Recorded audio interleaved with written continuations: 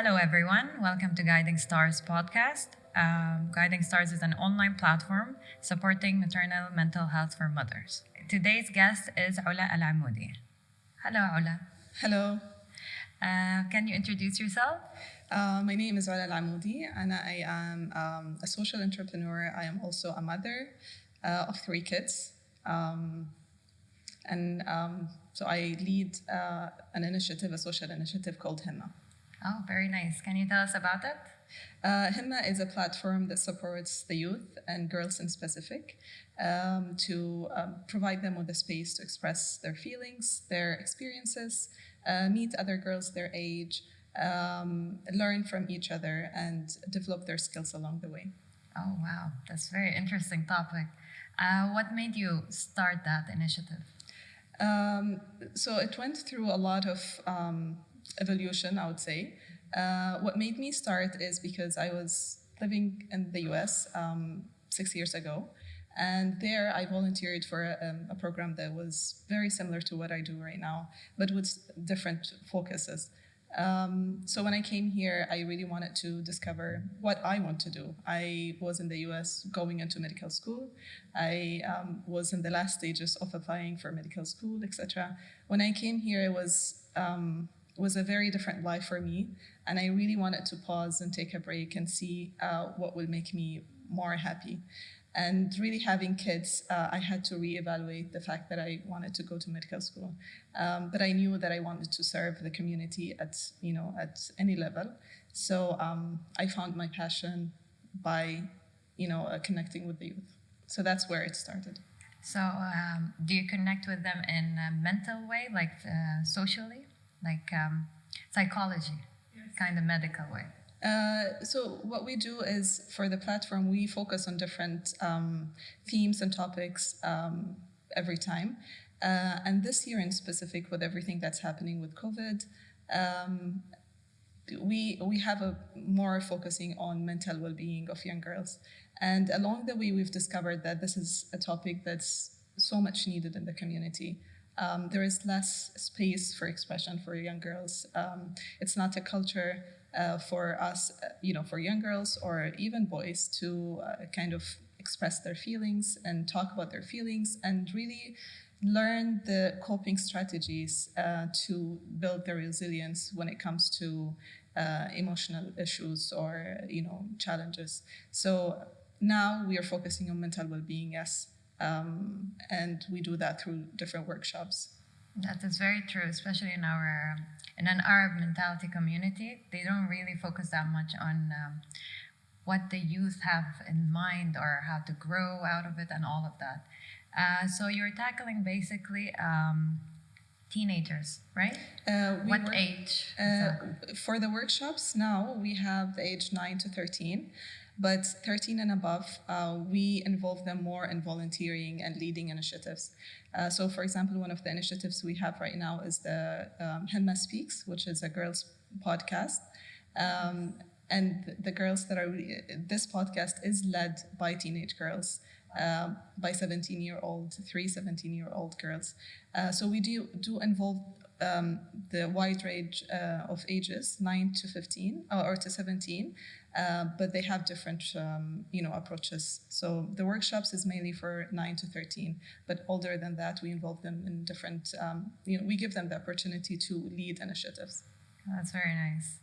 So you put them in leadership roles so they can build their character in a way. Yes. That's really great. Yes. I love that. And actually, this is something that we learned along the way, because our workshops were included girls until 16 years old.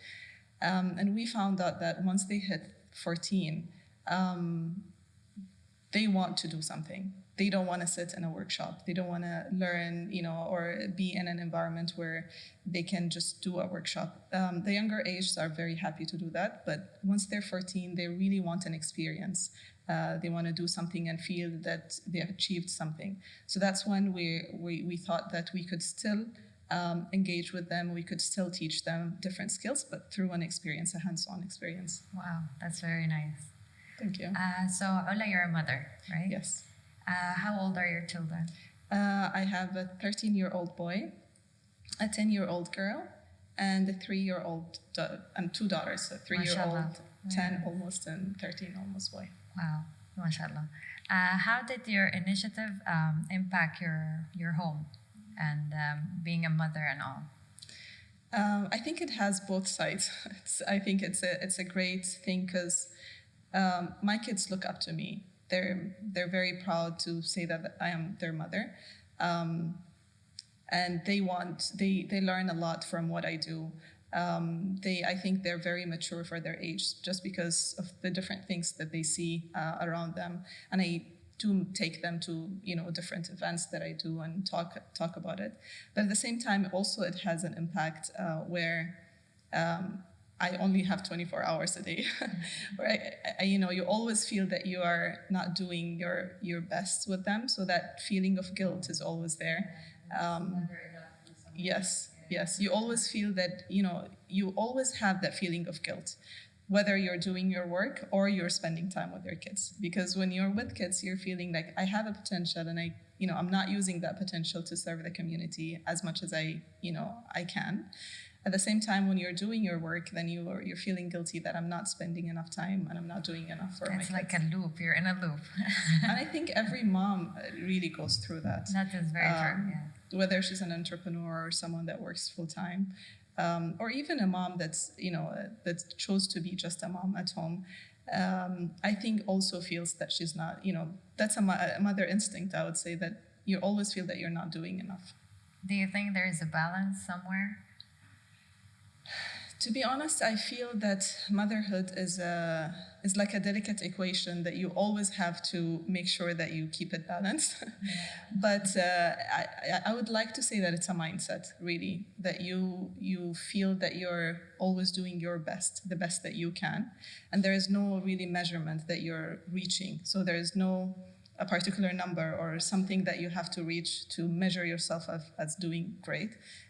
It is really doing your best and trying every day to do better than the day before. And it's actually, again, it's a mindset. It's changing the way you think. That's very nice. So how did Hema, you said it started in America, right? Himma, I mean. Yeah, it started after I came. I was volunteering for such a program that's focused with girls. But the idea came here. Yeah, but why did you join that? Did it have any story behind it, like a personal story? I think when I was in the US, I really wanted to belong. So I was finding a community that, to be part of and to feel that I'm contributing towards that community. So this particular group was helping young girls integrate into the American community as being Muslims and wearing hijab and being themselves, really being proud of their identity and in the public. So I felt like I had a lot to learn from that environment, and maybe I could contribute as well. So I was part of that program for this reason, but I think I learned much more than I gave. And I've seen the impact of empowerment on these girls within the years that I was there. There is a huge and great impact that was happening on the girls because of such a space. It's really not the amount of content or the quality of content, whatever. I think it is that space that's given to the girls to feel accepted, feel heard, to be able to express and be themselves. I think that's the most powerful thing. And then with that comes, the skills that you teach them and everything else. But for them to find that space that, embraces them, I think that's the most powerful thing. Yeah, that is very powerful. Yeah. So can you tell us, why did you feel that you don't belong when you were there? Why did you have the need to be heard? I think I have been always in a journey of wanting to belong. I am originally from Yemen. I was born there and I grew up there. And then we moved to Ethiopia, and I lived there with my father because he was a businessman. So we lived there for quite a long time, about 9 years. And then I got married and I went to the US.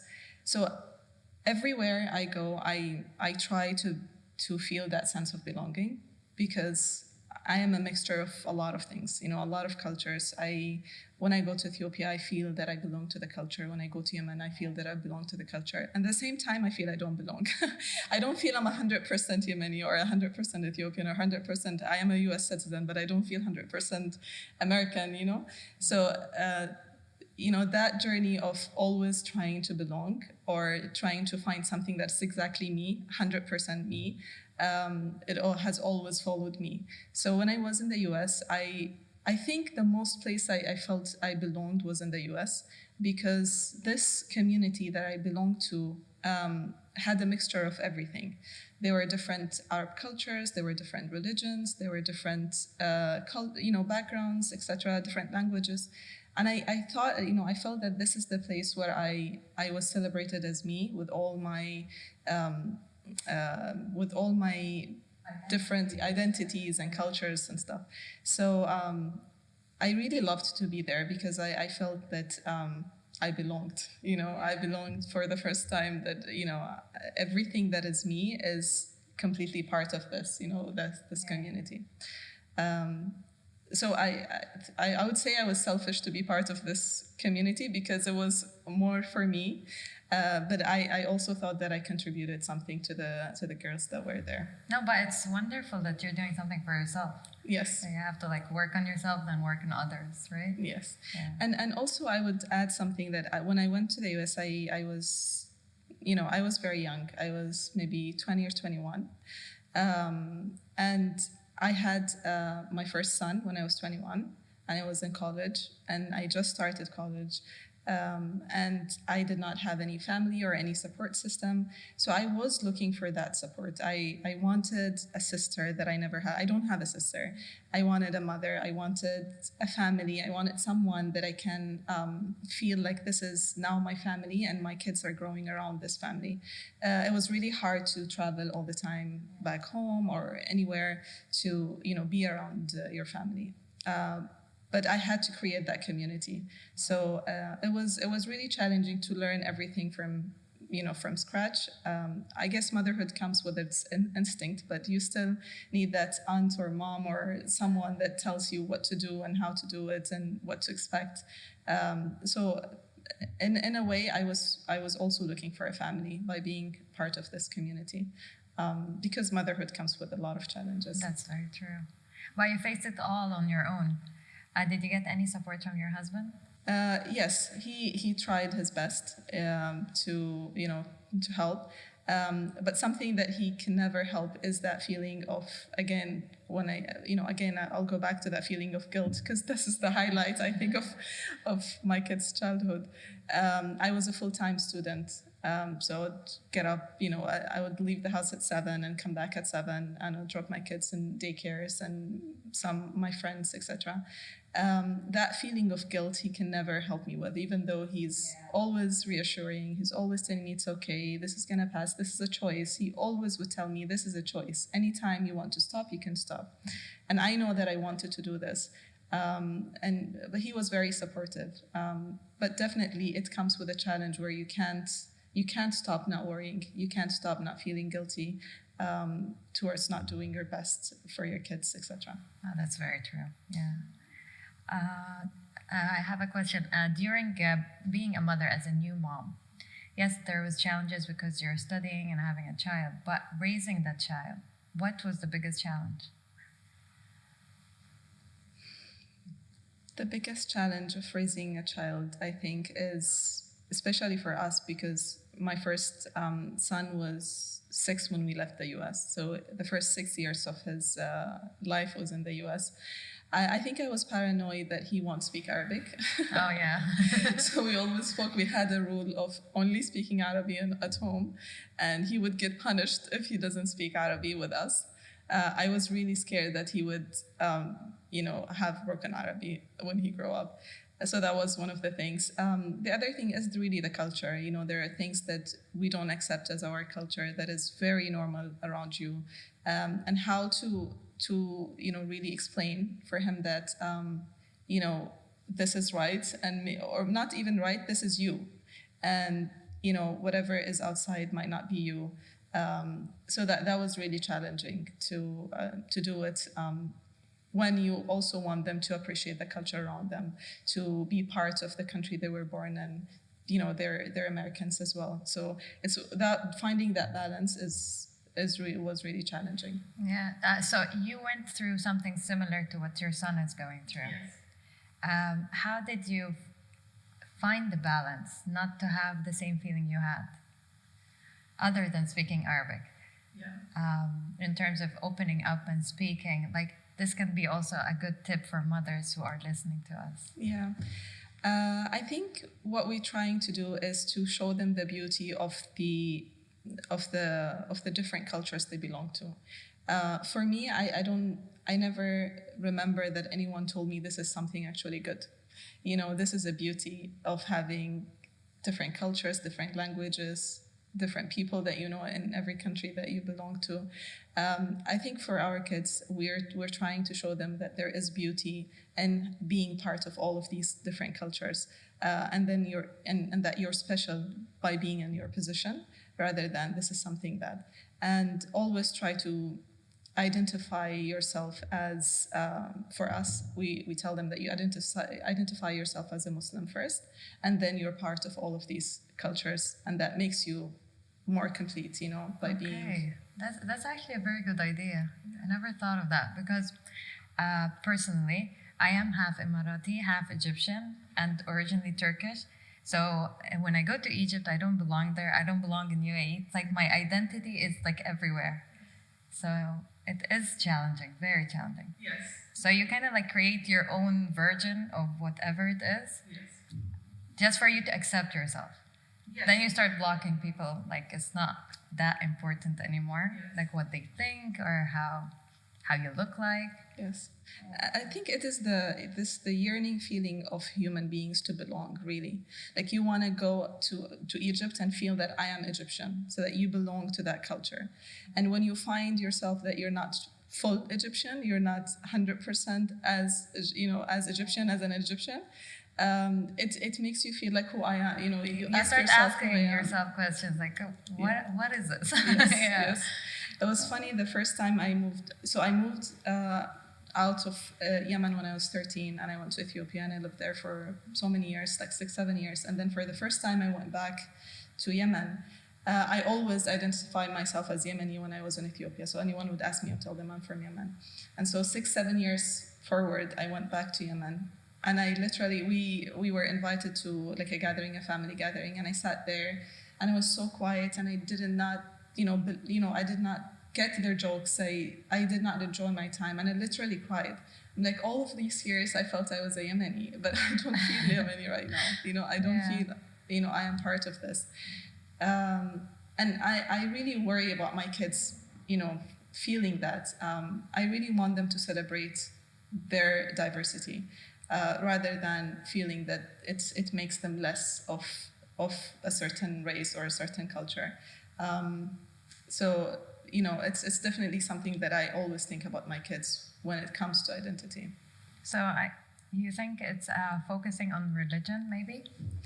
I think whatever works for that family is to focus on an identity that you really belong to, and then celebrate everything else. That makes perfect sense, yeah. Going back to your personal stories, which was beautiful, Himma, how is that connected with your personal stories? I think growing up in Ethiopia really shaped me, because I lived in alhamdulillah, we were very comfortable, but I lived in a neighborhood where our neighbors ate once a day, where they had, few outfits for the whole year. It really changed my outlook in life. And I've seen the other extreme of life, where, people live a different story than what we live here, maybe, or in the US. So this has been always in my mind. And even when I wanted to go to medical school, I wanted to give back in a way. And I loved science, so I thought that was the way for me to give back. But then having my kids, I had to reevaluate and see what is more important. Not that my career was not that important, but I thought I could always give back in a different route where I don't have to compromise my, the early years of my childhood when me being in medical school. So when I came here, I took that year off and I volunteered with the Red Crescent, with the different entities, etc. And really my goal was, how can I mobilize the youth to give back? How can I make them see that there is another reality to life other than this, and including my kids, because my kids also did not grow up there and did not see this type of life. So that was my my initial thinking. How can I mobilize the youth to make them volunteer more and give back to the community more, and really build that resilience when something wrong happens to them, which is compared to the things that goes wrong in the other in the other world, that they're okay to overcome it, and etc. So this was I think, because I was in Ethiopia, because I saw different types of life, this idea came to me when I was here. And then we started the program, and it was a piloting program. It was called Abu Dhabi Pearls, and it was it was under a different company called Brand Moxie in 2454, and we did it for about 2 years. And I saw that, subhanAllah, there's a lot of families that also think the same way as I think for my kids, or I think for the youth. There was a huge feedback, positive feedback. People really liked the idea. And that really encouraged me to expand. So from Abu Dhabi Pearls, we registered the organization. It's the establishment, and it's called Hemma Social Initiative. So we became, our solo, initiative, not under a different company, on 2019. And so the idea now is that to provide that space, and also to encourage the youth to be part of something bigger, to really think for the community and give back, and be an active, productive member of the community, and not only think about themselves, but also think about how can I give, and what is my talent, what is my strength, what do I have as a privilege, and how can I use that to give back. So now, especially with COVID, we need to start with the girls themselves, because they're going through a lot. So once we can build that in them, once we can give them that space. Why do you think the girls need a lot? Because girls are targeted. Because girls receive a lot of hidden messages from social media, from media in general, from the society, more than boys. And girls are victims of mental health problems in a much bigger rate than boys are, because they go through issues of self-esteem, self-image. There are so many measures of beauty and perfection and success and all of those things that are bombarded, that the girls are bombarded with through social media and media. So they fall into that problems of having mental health problems, or going through anxiety and depression and eating disorder and sleep deprivation, all of those things in a much bigger rate than boys are. But we have also seen through our experience that there is a huge need for boys as well. There is less opportunities. There are less opportunities for boys when it comes to after-school activities, skill building programs, self-development, and all, and even emotional expression. Not to show emotion that makes you less of a man for some reason. Yes. What do you think of that? I think it's a shame that it's that way, but we're all guilty of it. It's part of our culture, unfortunately, and I think it's time to kind of normalize that talk, and make it part of every family and school settings, and the society in general, that it is okay to feel what you feel, and let's embrace it, and let's not try to fix it. It's okay to feel sad. It's part of life. Yeah, I don't get who created that idea. A man shouldn't cry. Like, when did that start? Yes. Like, we're human. We're supposed to cry. Yes, yes, they're humans. They're supposed to cry. And the other thing really is trying to fix the feeling. Yeah. It's like when someone is sad, or when our kids are sad, or they lose a match, or they fight with a friend, we're always very paranoid to make them not feel sad. Where they have to embrace the feeling of being sad. It's okay to be sad, you know, it's okay to just give them a space, be sad, be angry, you own this feeling, and it's okay to go through it, because when they grow up, we can't shield them when they grow up. At one point, they will be, you know, they will have their own career, they will go to the university, they will lead their life by their own, and they will feel these feelings. So they will always learn to escape this feeling somehow if they don't learn to embrace it and feel it, and then just overcome it. So what I think the best thing to do is to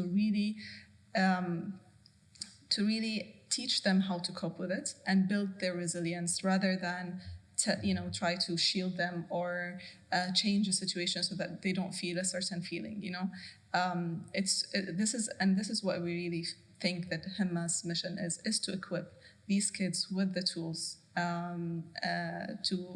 to build their resilience, really, and everything, not only mental health, in everything, to be, to adapt to new situations. It's a skill. To be creative is a skill. All of those things. How can you build your skill to be resilient and adapt to situations that change around you? So yeah. Oh, that's very true. It's like you're building a structure. They're going to carry it on like forever. Yes. I really love your initiative, and thank you very much for speaking up about this, and for mothers to hear and learn from it, and hope to see you soon. Inshallah. Yeah. Thank you so much. Thank you. You can follow Himma through Instagram. And do you have any other platforms, online platforms? We're working on our website, but for now they can follow us on Himma Community on Instagram, or Himma Social Initiative on Facebook. Okay. So you can reach out for Ola through her platform online, and stay tuned for the next episode. Thank you.